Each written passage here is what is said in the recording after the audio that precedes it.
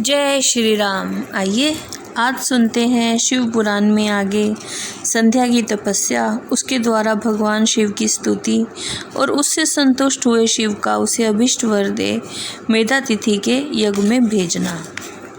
ब्रह्मा जी ने कहा, मेरे पुत्रों में श्रेष्ठ महाप्रयाग नारद तपस्या के नियम का उपदेश दे। जब वशिष्ठ जी अपने घर चले गए तब के उस विधान को समझकर संध्या मन ही मन बहुत प्रसन्न हुई। फिर तो वह सनद मन से तपस्वी के योग्य विष बनाकर ब्रहुलित सरोवर के तट पर तपस्या करने लगी।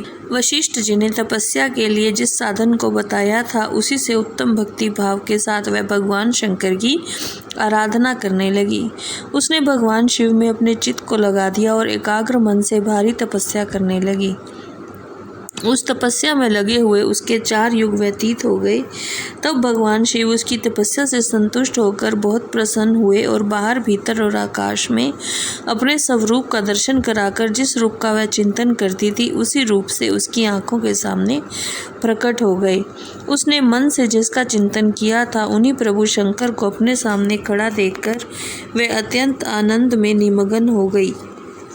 भगवान का मुखारविंद बड़ा प्रसन्न दिखाई देता था। उनके स्वरूप से शांति बरस रही थी। वह सहसा भयभीत हो सोचने लगी कि मैं भगवान हर से क्या कहूँ, किस तरह इनकी स्तुति करूँ। इसी चिंता में पड़कर उसने अपने दोनों नेत्र बंद कर लिए। नेत्र बंद कर लेने पर भगवान शिव ने उसके हृदय में प्रवेश करके उसे दिव्य ज्ञान दिया, दिव्य वाणी और दिव्य दृष्टि प्रदान की।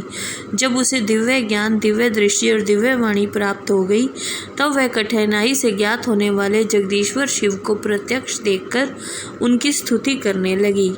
जय श्री राम।